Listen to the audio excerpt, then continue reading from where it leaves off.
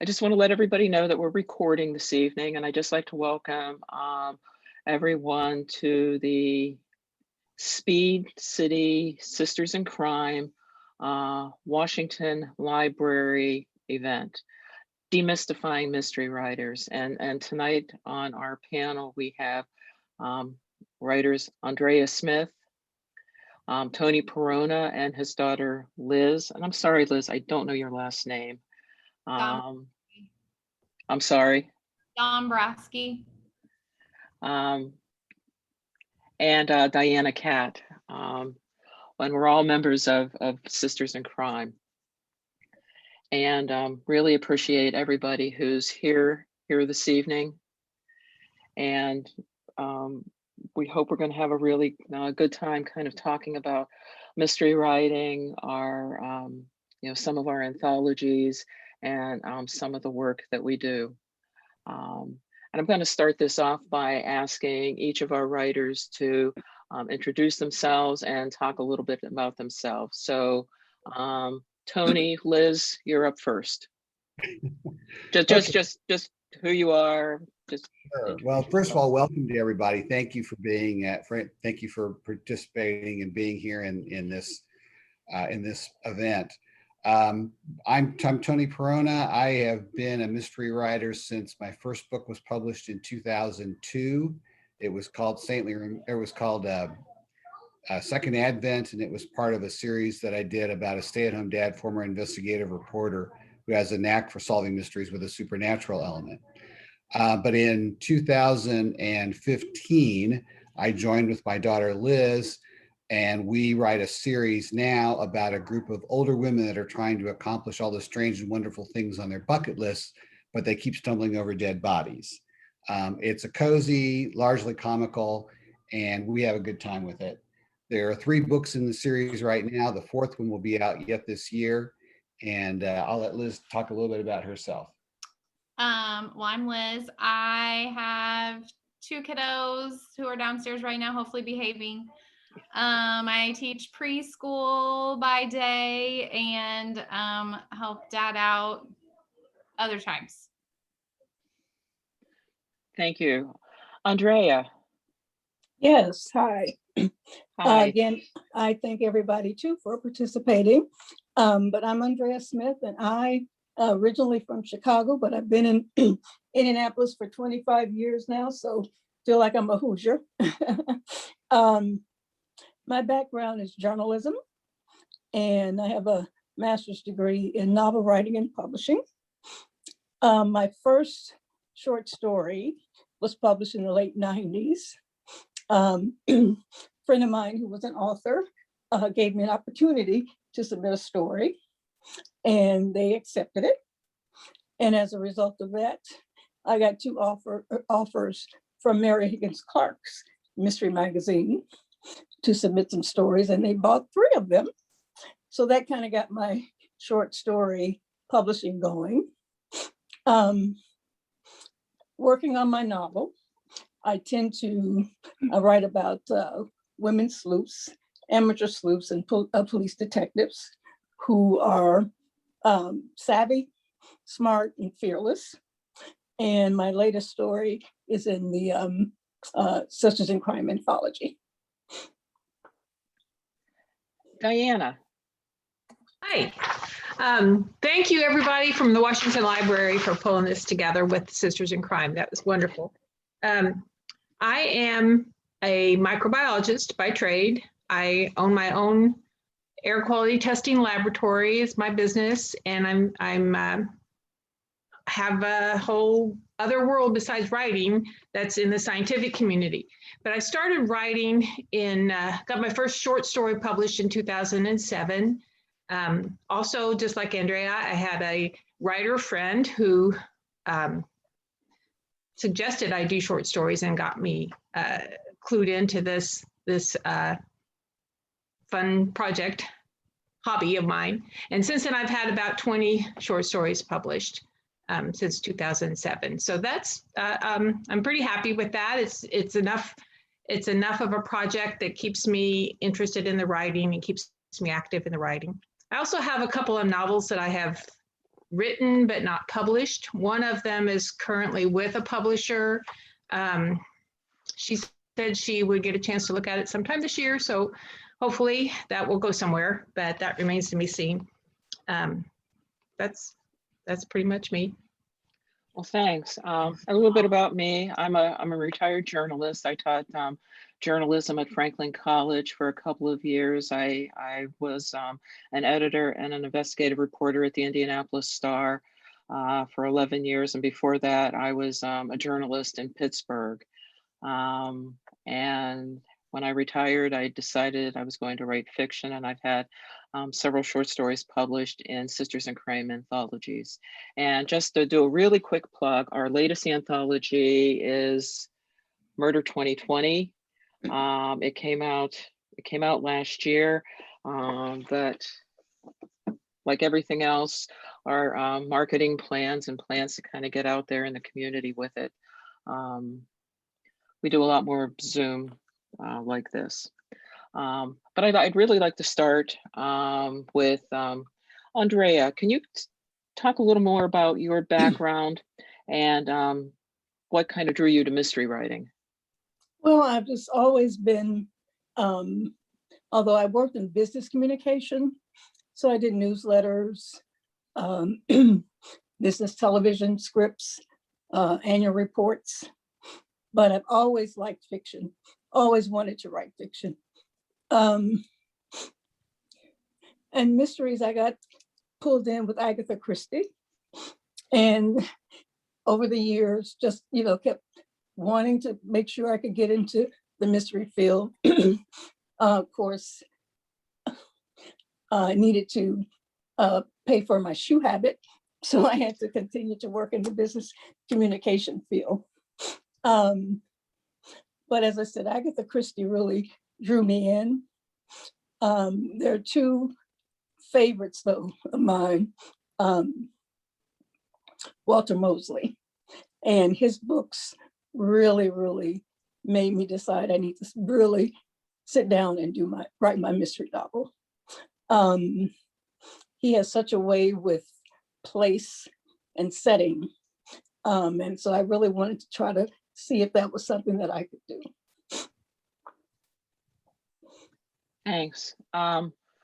Tony, Liz, a little bit about how you started writing and what really drew you into mystery writing.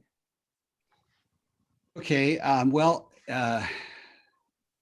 my master's degree is in advertising and public relations. And so I was a public relations manager for a division of General Motors for a long time. And that really got me writing a lot. And I had always been a mystery fan. I mean, I had all these Hardy Boy books when I was a kid. And aside from a small science fiction phase I went through in high school, I've just always loved mysteries, and went back to it probably in my 30s when Liz was little. And I thought to myself, how hard can this be? Which of course I learned how it could be, right?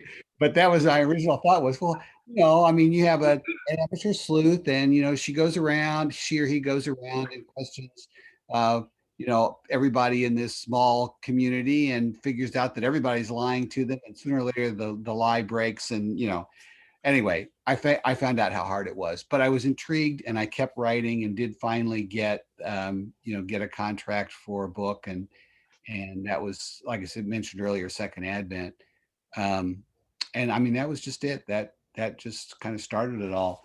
Liz came to it largely because I asked her. But you want to say anything about that? Yeah. So Dad had written a book and he had a publisher, but the publisher said that they would only publish it if he either wrote under a pen name or wrote as a team with somebody else. So instead of doing the pen name, he convinced me that it would be a good idea for me to do this with him. Liz is a good writer. Her degree is in teaching, but she did a children's book as her thesis. for it. So yeah, I'm very proud of her. She's a good writer, as is her sister, by the way. But anyway. Why mysteries, Liz? For me, because that's what Dad wrote. Dad made me do it. Diane, it's your turn.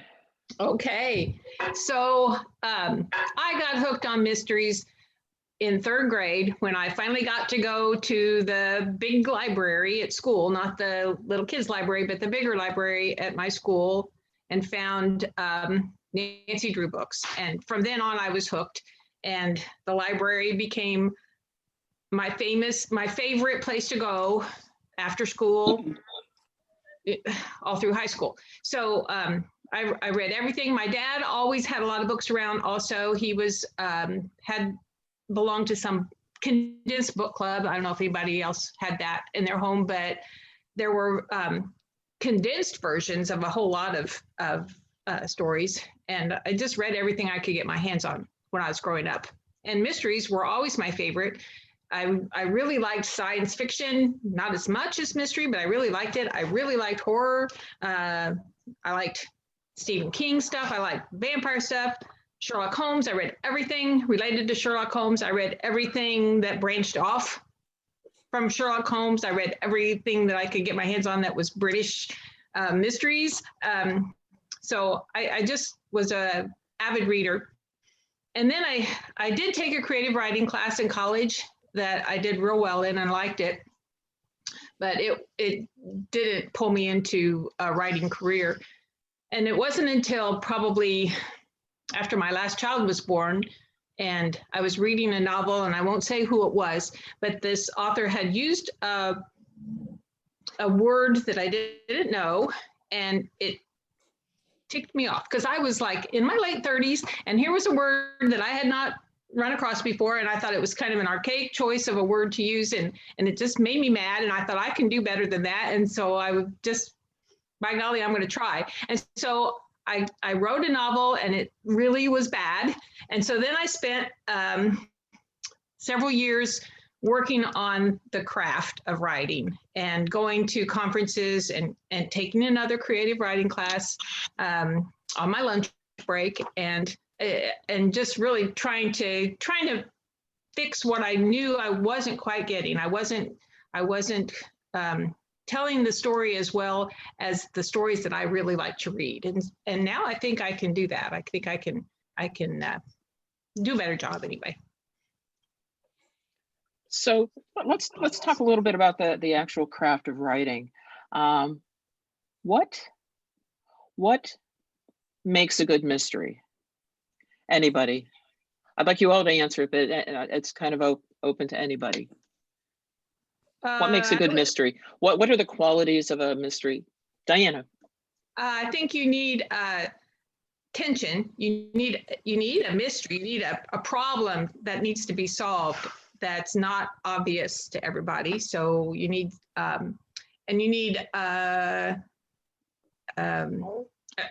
tension that's going on between a conflict between characters. How's that different though? Most stories need that period. There needs to be some kind of conflict and tension. So how does a mystery how is a mystery different from that? What are the qualities of a mystery that make it a little bit different? I think and what are the oh, go ahead, Tony. What is your central element in the story? For instance, with a romance, there's mystery. There has to be a mystery, I think, in any book to keep you reading. But I think that in a mystery, that's front and foremost. There's something that needs to be solved. There's justice that needs to be done. There's that element is the prime mission of your main character. And I think that's what distinguishes it, because like I said, in a romance, you've got two people who, that you want them to get together at the end, right? And how that happens is going to be a mystery. But in an actual mystery that I think the type that we write and the type that we like, it's the mystery that's the central core. Okay. I think to build on that, you also need the element of surprise. And that needs to play out, I think, throughout the entire book, that there's this constant surprise that happens, and that keeps your reader, wanting to read and figure out, what's going on, solve the puzzle that you've laid out in your plot. What's the, I guess I wanted to ask what your favorite mystery is, or what about your favorite mystery series that kind of keeps you coming back to the characters, and what have you learned from them as a writer, or from that writer as a writer? Go ahead, Andrea. Well, one of my favorite authors, excuse me, she's no longer with us, Grace Edwards. I don't know if you're aware of her, but her mysteries were set in Harlem. And she really pulled you into the neighborhoods, the characters. She really laid them out very, very well so that you really felt like you knew them. Her character is a ex-policewoman who got fired, and so now she's solving crimes. She's not necessarily a private eye, but people come to her for help. But she really, as I said, made you really feel for the characters and understanding of the characters. And for me, that's what kind of drives my reading. Strong character, strong protagonist, and then other characters that help round out the story. Tony, Does that make Liz, sense? Diane. Yeah, it does. It does. Tony, Liz, Diana, what about you? What are some elements of your favorite mystery writers that have really taught you to be a better writer?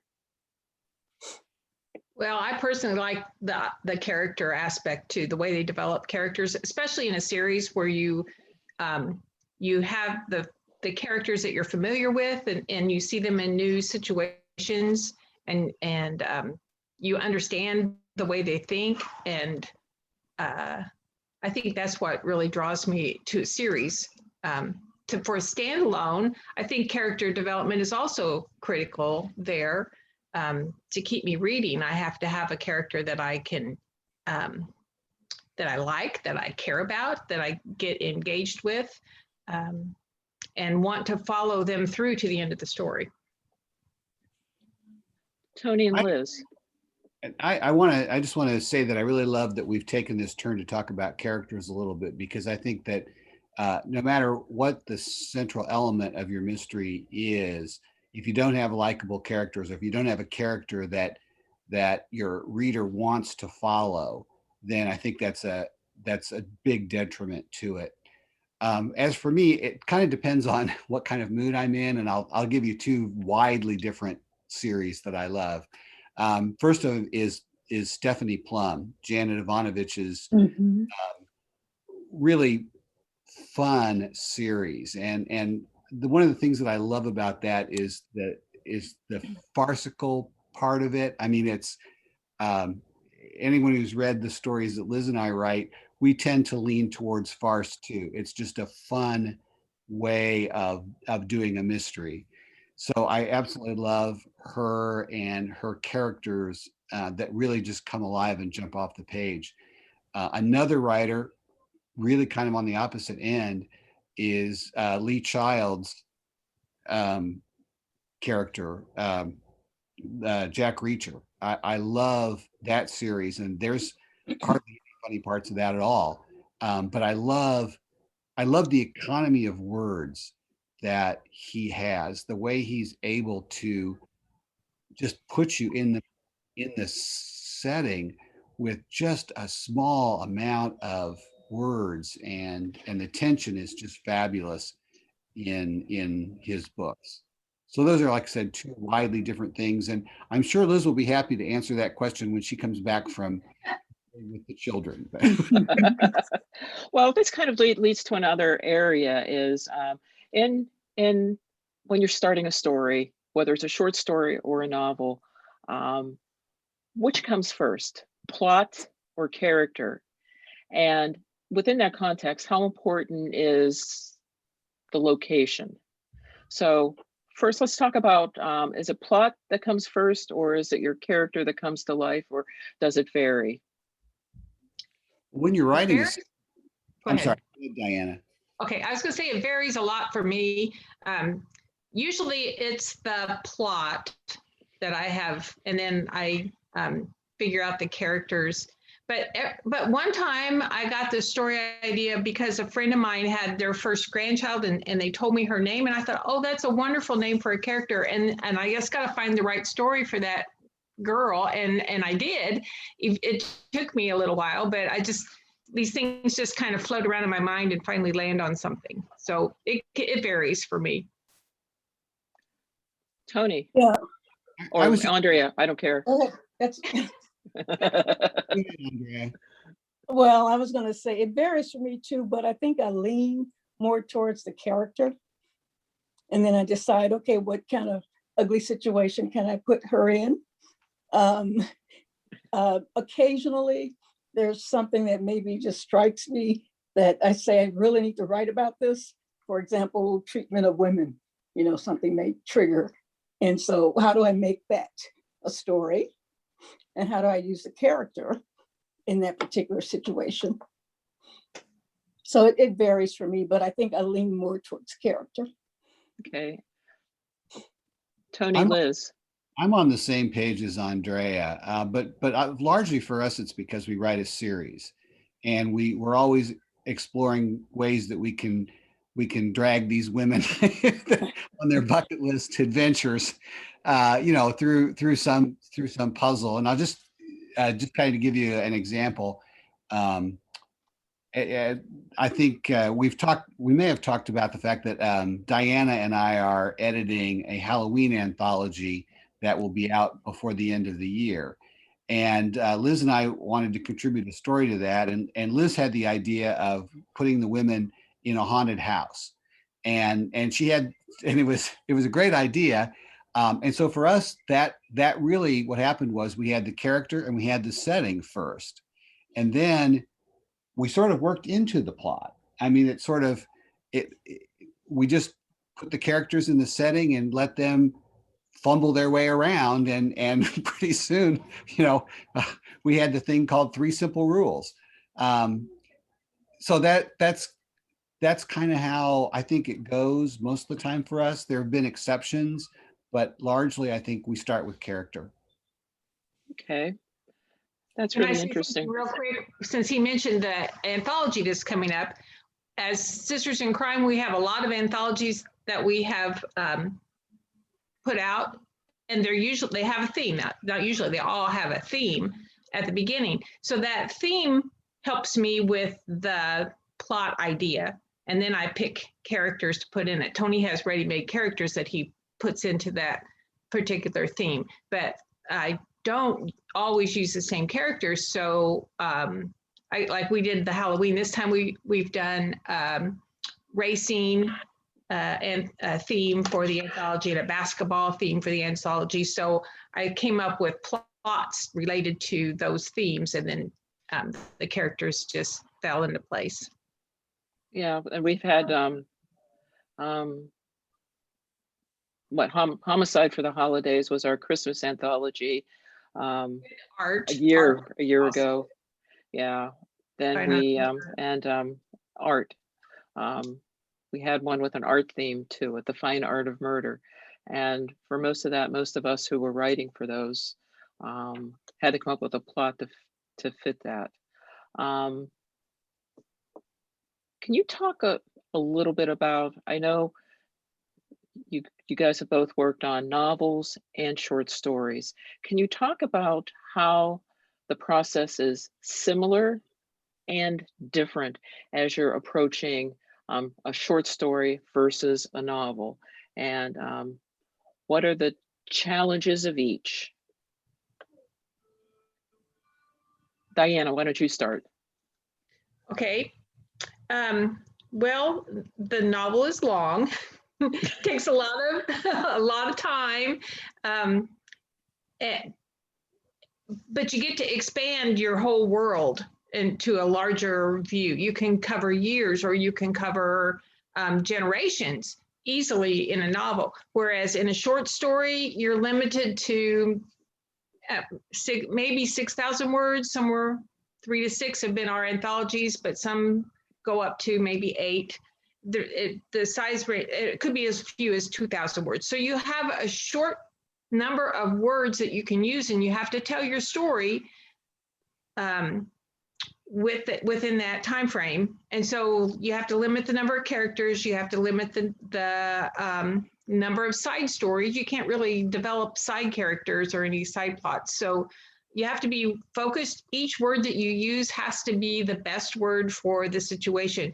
So writing short stories as a craft can really hone your skills because of those limitations. It's like setting yourself, I don't know if I've done lots of practice things where you try and get an idea across in 50 words or 100 words, where, each word is critical. And so those are really good tools. So I think the short story is a real good tool for getting the writing craft down.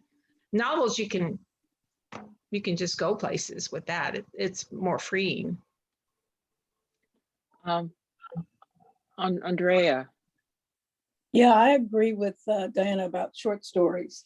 You've got to be more focused and use an economy of words, obviously. And really, in terms of number of characters, you've got to really be focused. I found with the novel, although you've got all of this room, you have really got to consider and think about all the things that you need to include that's going to help your reader. For example, setting. How does the setting affect the plot? The character, what's the background of the character that you need to let your reader know about? How you define all of your characters.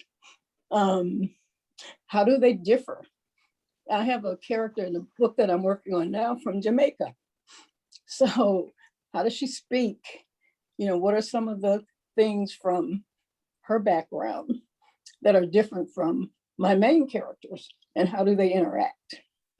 The city that you're in, that your character is in, what are the things that make that city, that you can use to make that city come alive, for your reader? So there's so many, for me, there's so many elements that you need to think about and work into a novel that make it challenging to me, more challenging, because you need to put all of this in to give your reader the full picture of your plot and the people who are in your story. That sounds really interesting and challenging. As somebody who's writing both, I see the difference. Tony and Liz. I take to start Yeah, us? sure. Liz is going to start. Okay. What came to my mind is how our process is different for each of those. So when we write a short story, so obviously for both, we already have the characters. For the most part, we write with the same characters. But when we do a short story, we kind of have a general idea and we just kind of let the story unfold as we go, but we don't know exactly where it's going to go from start to finish. But we've learned that when we write a novel, we have to have pretty much the plot figured out 90% of the way, because otherwise it's real rough for us to get it done just how we work. So that's what came to my mind, is just how we do the process different for each thing. Because it's easier in a short story because there's not as many words and it doesn't take as long to let it go and fix it and stuff. Agreed. We frequently, with a short story, will try a bunch of different endings, and I'll give you an example for Homicide for the Holidays, our story, the Santa Cause. We had at least 3 different endings for it. And Liz was the driver on that one. She knew how she wanted it to end. We just couldn't seem to get there. And finally, I think it took us 3 months working on and off with it before we finally got it to where we really liked it. But with a novel, we can't do that. That just does not work for us. We did try it with Murder at the Mail Review, and we missed our deadline. We missed our original deadline with our editor. When we turned it in, it was a mess, and we kept saying, we'll fix it. And we did. But we learned a great deal from that we needed to go back to the way we were doing novels originally, which was to have a plot laid out before we actually started. Well, while you guys are talking, can you talk a little bit about the art of collaboration? Because Tony, you were writing on your own for a while before you and Liz teamed up. So talk about the rewards and the challenges of writing with a partner. Both of you. I'd like to hear from both of you. Sure. You want me to start? You want to start? You can start. Okay. Or do you want to go to separate rooms and talk? No. No. Well, I think our process is that when we start a book, book or a short story, we generally will discuss it, and we'll do some. And if it's a novel, we'll do some research together on it, and we'll plot it out. I'm just Liz, I always depend on Liz for details. She's always the detail person because she's the one that notices these things. So for instance, when we were doing Murder Under the Covered Bridge, we went out to Rockville to the Covered Bridge Festival. And I just sort of stood back and took notes while Liz talked about the leaves that were on the sidewalk and how slippery they were and how an older person could really hurt themselves. And she noticed the purple or pink windows that were in the Methodist church. And there were just all these details, all these sensory things that I wouldn't have noticed. And so those kinds of things are really helpful and everything. And as I said, we What people are wearing. Yeah. Like the ugly sweaters. Anyway, and so we do that, and we agree on the plot, and then I will generally be the one that takes off writing. And then Liz will come back in to help flesh it out with more details, because I'm not above putting Liz, please fill in here, stuff. And but that's kind of it. She's my editor, my first editor when we're doing that. And she feels free to say, this isn't working, Dad, which, happens with, for instance, the Santa Cause, that was one where Liz kept saying, Dad, this isn't working. And anyway, does that make sense? Do you want to go ahead? Yeah. Do you want to add anything? I was going to say, I also frequently like to take things out, like lots of extra words. I'm like, nope. And I guess we work together a lot on endings, I think, like trying to get those exactly how we both want them to be. Right. We're really big on that. We want our readers uplifted at the end, by and large. That's our goal. And so if it isn't exactly right, if it isn't exactly uplifting, we just keep working on it. So have you ever clashed big time over a critical plot point or an ending or any part of the story? Well, and if so, who won? Yeah, the end of the Santa Cause was really hard because it was Christmas. I wanted it to be magical. And I'm not sure that he wanted it to be quite as magical as I wanted it to be. And I just kept pushing like, this isn't right. And I think I did finally win. You did. She won. She won. Well, those of us who read it know that. And it was so much better because she won. It really was. It was so much better. So I think that creative tension there really works for us. Either Andrea or Diane, have you guys ever worked on a story or a writing project with anybody else? I have worked on a nonfiction project with someone else, but not fiction. No, only a nonfiction piece. And that I found it was helpful in terms of it was a semi-biography, so to speak. And so we were able to really collaborate in terms of research and that kind of thing, which was helpful. But I've not worked on with anyone on a piece of fiction. So I can't speak to that. All I know is when I've worked on writing projects, and they've all been nonfiction, as a journalist, I wanted to control the keyboard. Mm-hmm. Whoever controls the keyboard controls the narrative. And I think that's something about writers is we all do tend to be solitary a little bit and have our own really strong ideas about how whatever we're working on should go. I think that's why we become writers, to be in control. I think so. In control of that project. So, but I learned as a journalist, control the keyboard. mm-hmm. You control the keyboard, you can control the narrative. Mm-hmm. So I was going to add my scientific career. A lot of scientific collaborations were co-written with other people on research projects, but I seem to have a lot of editorial influence on the articles usually, but nothing fiction. I haven't had any fiction collaboration projects with anybody. I don't think I had. Kind of going on to kind of down the same area though.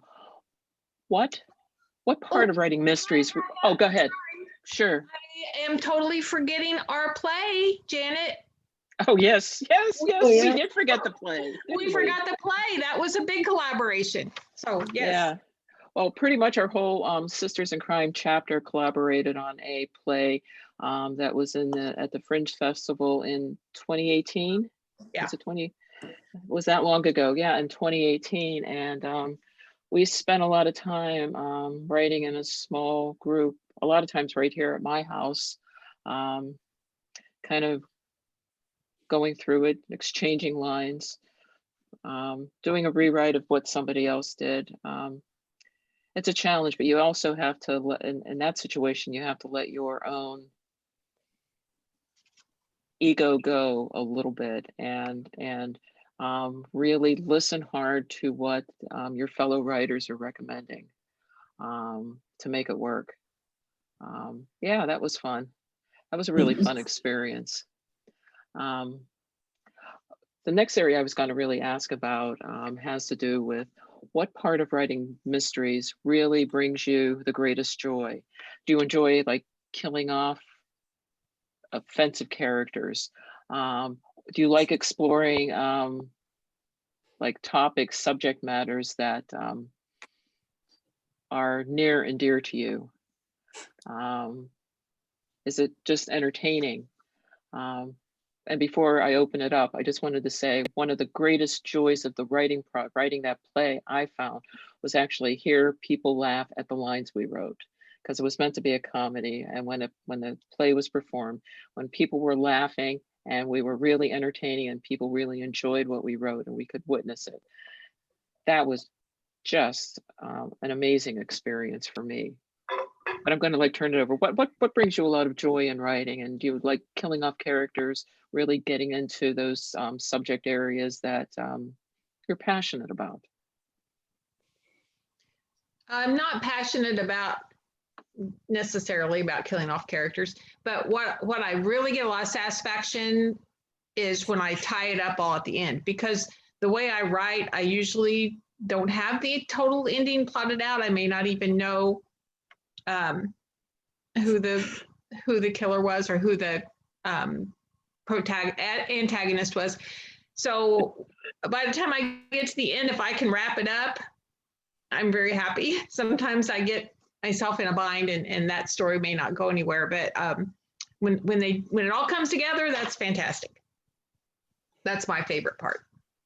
We love it when a plan comes together. I know. Even when it's not a plan and then it ends up coming together. Yeah. Andrea, Tony, Liz, anybody want to weigh in? Well, I guess I can't speak for Liz, but I can speak for me. And I love the entertainment aspect of it. I came to writing from an acting perspective because when I was in high school and college, I did some theater stuff, and I loved that part of it.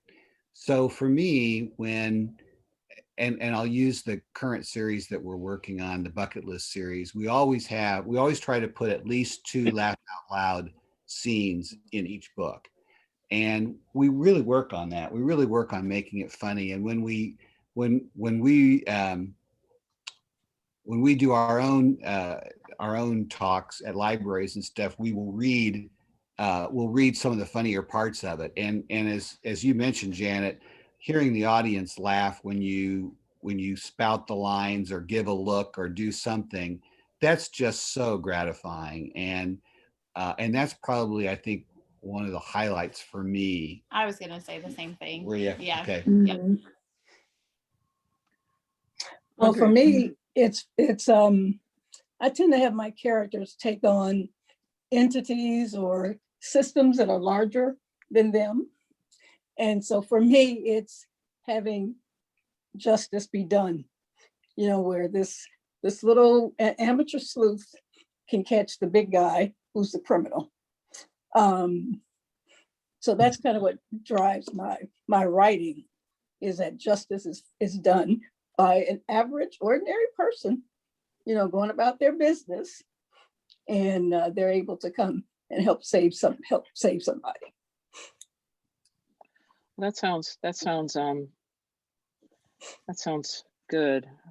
I know for me, sometimes just getting it done is satisfying, since there's so many distractions to actually getting our writing done, isn't there? One thing I find that I do is I will write things that are kind of unexplained, maybe as I'm going along, and it turns out that by the end that will have been either a clue to the final, which you want in there, you want clues to the final problem, or it'll be a red herring. And I don't always, when I write it, I don't always know how that particular scene or that particular event is going to fit into the overall scheme of things, but I'm always amazed that it will, that it finds a way. Somehow my brain fits it in to the whole that thing. scientific brain of yours. Well, I don't know if I'm calling on that or not, but it works. And I just kind of rely on myself that it's going to all come together at the end, just one of these days I won't be able to do that anymore, but right now I can. Before we go further and before we open it up to questions from the other folks here, really wanted to take a few minutes. If each of you could kind of talk a little bit about Sisters in Crime, and really how Sisters in Crime and our local Speed City chapter has helped you as a writer. Just give me like 2 seconds to put in a plug. Speed City chapter of Sisters in Crime, we're open to members. You don't necessarily have to be a writer. We welcome readers and fans of the mystery genre. So if anybody's interested in joining, you can go to Speed City Sisters in Crime, or we have a website where you can sign up, or you can find out about our events. But just really like to, if you guys could just talk a few minutes about how Sisters in Crime, the national as well as the local chapter, have helped you as a writer. You want to start, Diana, or Andrea? Andrea. Well, I was going to say one thing it does for me, and it's kept me writing. The fact that we do the anthologies, and we have an opportunity to submit, again, helps keep me writing. The national chapter, some of the webinars that they do on craft have really been helpful. And just the camaraderie, because as we know, writing is generally a solitary endeavor. So if you need, any kind of help, you need to bounce an idea off of someone, Sisters in Crime it's just been a great resource for that. Tony, Liz, Diana, Tony. I echo what Andrea just said. It's an incredible resource, both on the national and local level. I've been a part of the Speed City chapter since its creation, and I know that I'm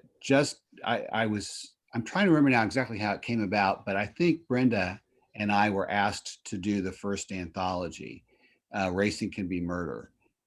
And that was such an incredible experience for me, because it was my first time to really edit a whole lot of different stories, and that I learned so much in that. We because there were so many people that came at the theme from such different directions, and they had so many different writing styles, and I'm enormously grateful for the opportunity to do those first two anthologies, because again, just learning so much from other people and the way they wrote and the way they thought and the way they did things. And wow. I mean, it's amazing to me.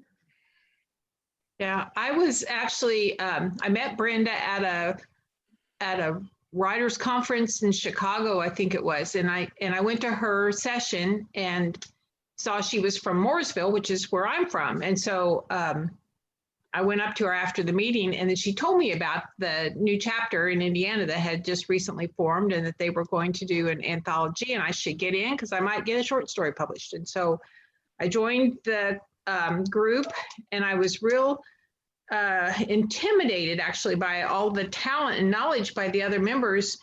But I submitted a story and it got in. So that was my first publication.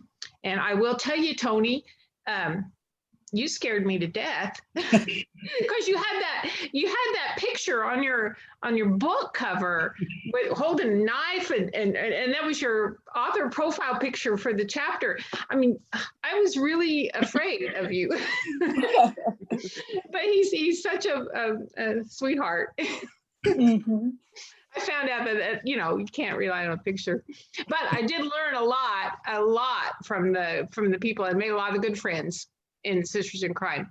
And one of the things I really like are the quality of the speakers that we get.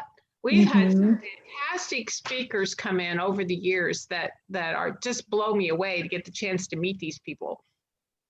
Yeah, and Janice Thornton has been doing our programs for the past couple of years, and she's lined up some really good speakers for the rest of the year. For example, thriller writer John Gilstrap is going to be doing a 2-hour writing workshop at our meeting, and it's the 27th of this month. Yes, yeah. March 27th.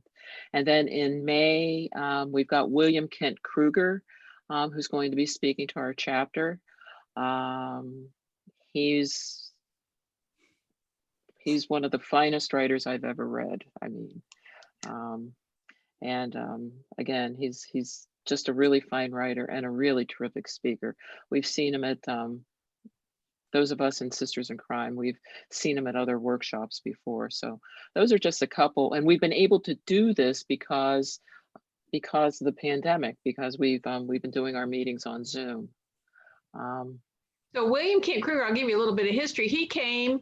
We did a series of classes with authors, and William Kent Kruger was one of them. And it was back when we used to meet at Carmel at the Mystery Company. And we did this series of lectures in conjunction with the Indianapolis Writers Center. But William Kent Kruger came and did a really nice all-day workshop with our chapter members. It was fantastic. And Libby Fisher-Hellman was one of the teachers, and I can't remember. There were maybe 5. It was put together as a little writing booklet by Suzanne Harding a few years ago. Do you remember? Wow. Anybody remember the name of that booklet she put together? Called Writing Murder. Right. Mhm. Yeah. If you ever get a chance to see that, those sections in the book, those chapters were notes from those workshops that were there. It is. Yeah. So that Well, was a and- fantastic on my thing that desk. was offered to our chapter members. And I Well, just, we had Reese Bowen, and we had that workshop. Hank Philippi Ryan has been a great Hank, friend. yeah, for our Hank chapter. Phillip- She's been yeah. here numerous times, Yeah. and can I just say to those of you who are out there that are watching this, that aren't writers and don't want to be a writer, but just love mysteries and enjoy it. You know, listening to like William Kent Kruger talk, and he'll probably be talking about his books, I think, during this time, and we'll have a chance to, you know, ask about a lot of things, but just being able to listen to these great writers is wonderful. Even if, you know, even if you're not interested in writing a book, just to hear these authors talk, they're just wonderful. Yeah, Yeah, we've had, like I said, we've had some really great workshops. I'm sorry. You go ahead, Andrea. No, I just wanted to add, when I say that our chapters really kept me writing, I've had 10 short stories published. 6 of those have been in our anthologies. So it's really been a great way for me to get published. And I really appreciate the opportunity with the chapter. And the editors of the anthologies are pretty demanding. So, and can really force you to take a really good hard look at what you've written and make revisions that turn into stronger stories. In addition, if you're, you know, an aspiring writer, our chapter has monthly writing critiques that take place before our meeting in the morning. So then that's open to all members. You submit a story. You have to be willing to read others and critique, but it's a really good process. You learn a lot critiquing others, and you learn a lot from the critiques you get. Tony and Diana, can you guys just put in talk a little bit about, I know it's been mentioned, but the Halloween anthology, and where we're going with that, and when it might be available. I think we're planning to have it out in September. Does that sound right to you, Tony? Yes. And we've got some excellent stories that have been submitted and selected to go into the anthology. We're working through the second round of edits. Well, no, the first round. We've returned the manuscripts to the authors with suggestions for edits, and we're getting some back. They're coming in, and so we've got about a month or so to review those and to finalize what the stories will look like when they're in the anthology. But I think everybody's going to love them. They're great. Halloween stories are always fun to read, fun to write. Yep. Yeah, we're still With a I don't lot. think- Go ahead. I'm sorry. Again, as with all anthologies, everybody comes at it from such a widely different perspective that I think everyone's going to be entertained. I'll mention one of them is set back when James Whitcomb Riley was alive, and his poems were big, and I love the way the author has talked about the Ku Klux Klan in ways that that even make you think about what some things that might be happening today. That's a wonderful story. We've got obviously we've got some that are more along the lines of ghost stories with a mystery element, but just a wide variety of things that are a lot of fun. I think everybody's going to enjoy it. One of my favorites is actually might qualify as a romantic suspense. Which I don't know if you know which one I'm talking about. Tony probably does, but you know, they're not all traditional mysteries. There's cozies. There's more real scary stuff, and it's got something for everybody, I think. Yeah. That sounds, I'd like to open this up to questions. Everybody, you can put your questions in the chat, or you can unmute yourselves and raise your hand. You can turn your video back on, and I'll do my best to recognize folks who have questions. Anybody have questions? There's one, yes. I Hiba? Hilda? My question is, how do you, I find it hard to keep the tension high when writing a murder mystery without it veering kind of closer to a thriller. I'm not sure if that's a problem that other authors or writers have, but do you have any advice on how I can rectify this issue?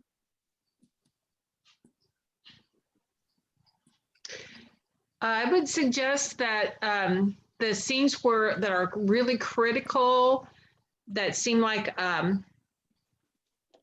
try and stretch those out so that the tension builds.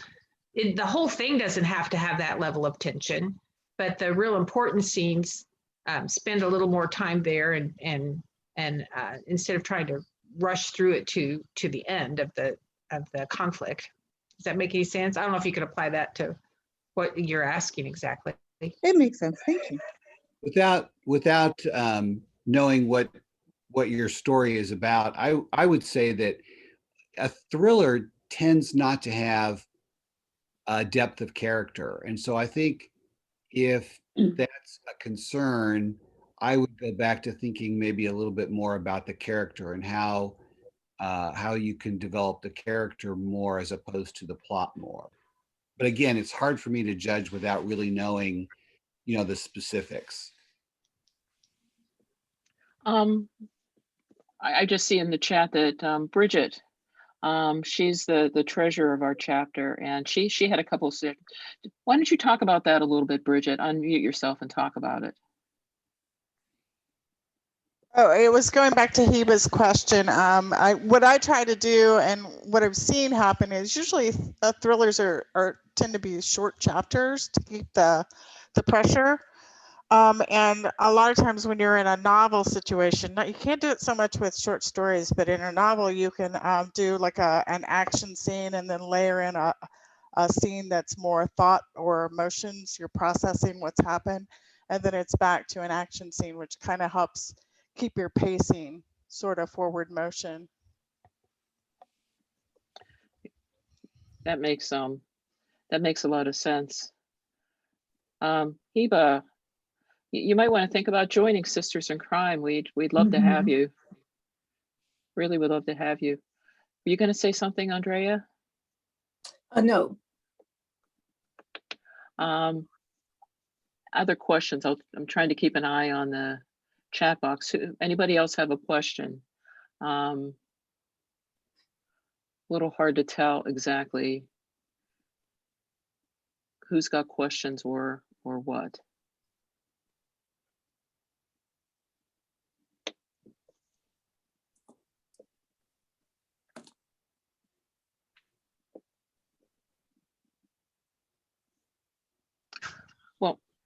Well, if we don't have any other questions, just to wrap this up a little bit,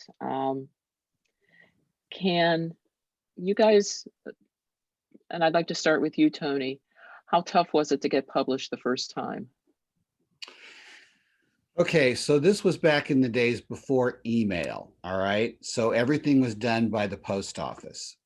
And working with a friend of mine who's since passed away, but she also was working to find an agent, because back then really self-publishing wasn't a big item. You really had to go to one of the big publishers. We had a list of, I think I had a list of 60 agents that I'd looked up to make sure that they were in New York, so that I knew that they were right there in the heart of the publishing capital. They had represented authors that were either similar to mine or were successful, and they were open to new clients, and that they were members of the AAR, which is the Association of Authors Representatives, and that was sort of a qualifier for me because I know they're professionals, okay? And I was down to, I'd been rejected by 42, I want to say, and I still have all those rejection letters, by the way.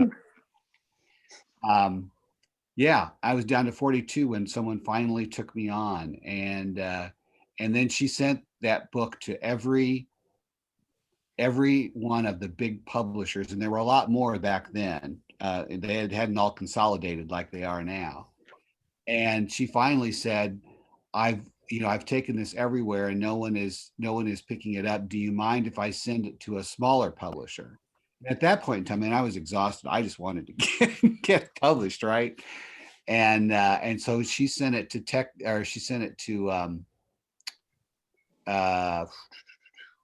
wow, not Techno.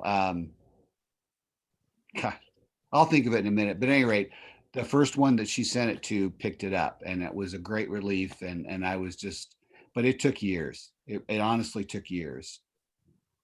5-star. 5-star. That's it. 5-star. Thank you. 5-star. Andrea, you talked a little bit at the beginning about your first experience. Do you have an agent? I don't have an agent at this time. I had an agent a few years ago, and I had a private detective, police detective novel that she shopped. Oh, I want to say she shopped it about a year. And one publishing house almost bought it, decided that my character was too close to another character that they had, another author's character. And so they passed on it. I have not submitted another novel since then. The novel that I'm working on now, though, I am looking at probably doing it independently as opposed to trying to, work through an agent. Just because of the timing issue, I would like to get my work out there more. And so that's what I'm looking at doing. And I can just say that self-publishing is so much more accepted today. Yes. Yes. And than it used to be. in terms of the timing, just to get an agent, it takes you, as long, months to get an agent at this point. So that's what I'm looking at, going that direction. Diana, you mentioned you have a novel out. Yeah. Do you have an agent? I don't at the moment. I did right after I finished the novel. I found an agent. She shopped it around for a while. I had a second novel that I wrote, and she took that one also. So she had two of mine that she was trying to sell without success. And when I asked her to send me feedback from the publishers she was sending it to, she said, "Oh, I think we should go our separate ways." So I don't know, maybe she wasn't getting any feedback. I just was not, it was not a happy ending. It was really promising at the beginning, but it turned out to be not very good. But that novel right now, I've been sending it out to publishers, and I've got one who has it. We'll see how it goes. She's had it for a while, but because of the pandemic, she did tell me it would be a while before she got back to me on it. So fingers crossed, I'll go without an agent if I can do it. Mm-hmm. So what are all you guys working on right now? You've got your novel, Andrea, right? You're finishing yes, your novel. I'm working on, my character is an amateur sleuth, a beauty salon entrepreneur. Grew out of a short story that I sold. Was that the short story that was in Hitchcock magazine? Alfred Hitchcock's, yes. Oh, I love that story. That was a really good story. That was a terrific story. I think she's a fun character. Yes. Can you see her also, Andrea, in one of our anthologies too? The same character? Or did I just Oh, read it? yes, she's in the art room. Yeah, I Um, thought you had her in Yeah, one to of our catch a thief, anthologies. yes. Mhm. Good, really good character. Yeah, so I'm tinkering with it. I need to probably let it go at this juncture, but I'm tinkering with it. And as I said, I want to do that independently. So, Okay. Liz and I are just finishing up Murder at the Tattoo Parlor, which is the fourth book in the bucket list series. And we plan to do a trilogy. That's the first of a trilogy that has a continuing overarching storyline for the women. So, our hope is that the two novels will follow that, within a couple years, that we'll have those 3 novels out. Bunch of senior citizens in a tattoo parlor. What can go wrong? Diana. Well, Are, tentatively working on a sequel to my first novel that hopefully will get published. And I've got it as a 3-story series. So I'm working on the second of the 3 sort of. I just have had a hard time this past year. I don't know if anybody else has been affected by the pandemic is in losing their drive to write. I just had a hard time. Things have picked up though, and I've got another short story I started a couple weeks ago that I'm having fun with right now. It's not done yet, but I'll have that done before too long. Then the novel is trudging along. That's all I can say about it. and before we end this, on a little plug, Murder 2020 is out. So each of you talk, give us like a little spiel on what your story's about in here.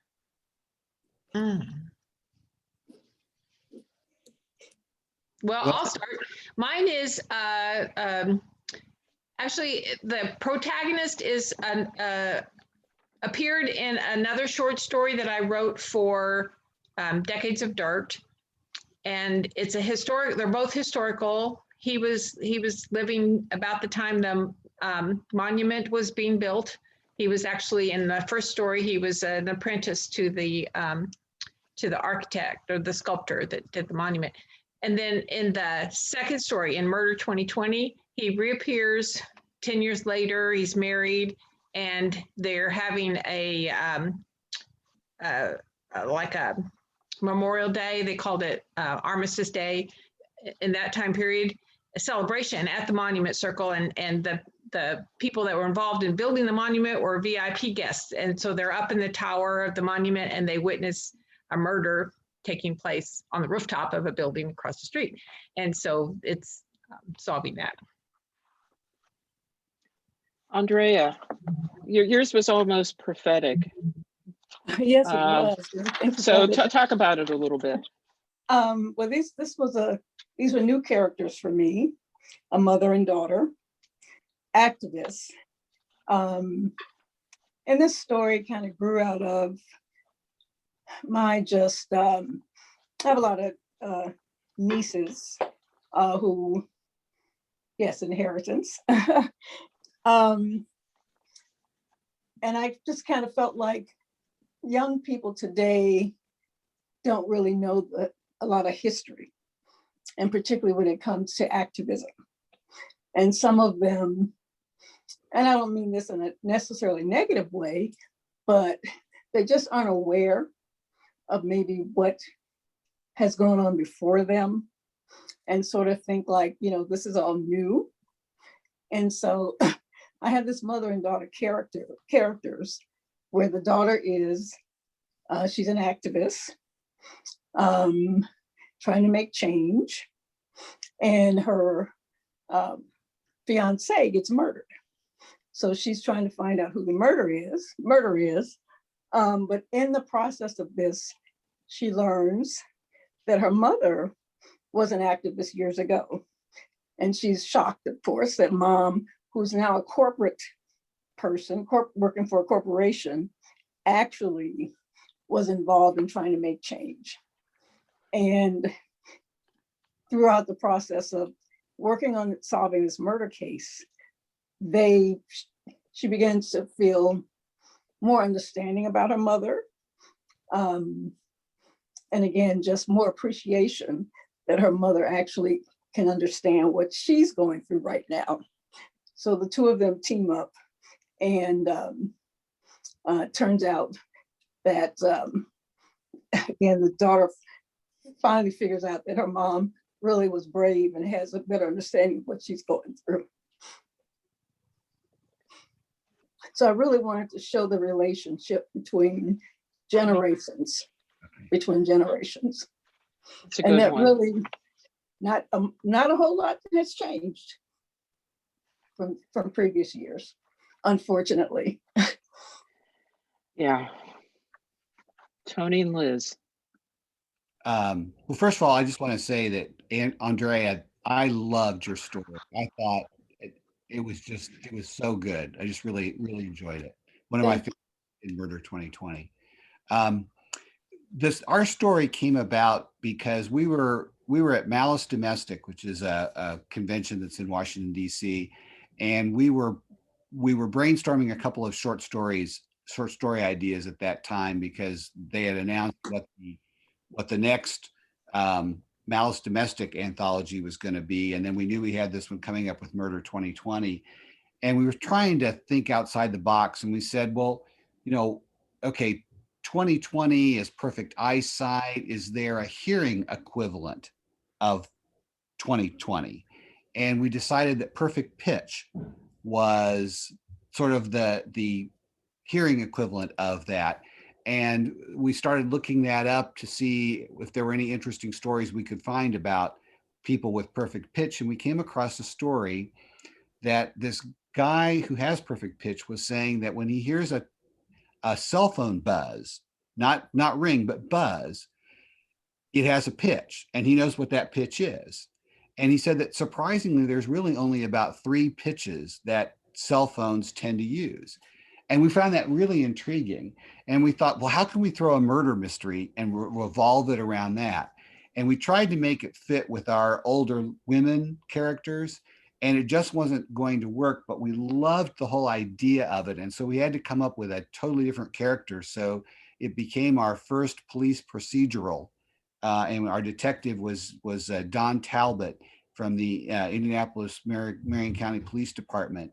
And he has to solve a murder where the witness is blind, but the witness has perfect pitch, and he heard a cell phone buzz. And so this whole story is all about how Talbot solves this mystery with the witness that can only hear. That was a real good one too. There were a lot of really fun stories. So if you're interested, Amazon, it's available on Amazon. Anyhow, I don't have any other questions. Does anybody else have a question? You can kind of throw them out.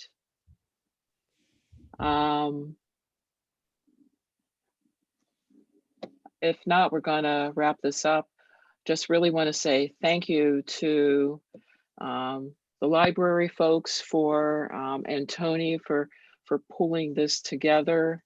I really enjoyed listening to you guys talk, and I really appreciate your willingness to join us. We're going to be doing a last question, Janet. There was a question that I did not see it. About writing. Oh, yeah. What craft writing books do you guys recommend? I liked On Writing by Stephen King. That was really good. That was the one I was going to mention too, Diane, was Stephen King's On Writing. Yeah, I think most writers, I think, look to that particular book. Yeah, very helpful.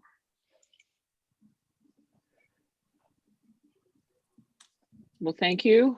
Again, last call for questions. we're kind of getting near the end of our time. So I was going to wrap us up now, and I just wanted to say thank you. And I just hope everybody enjoyed this and found it informative.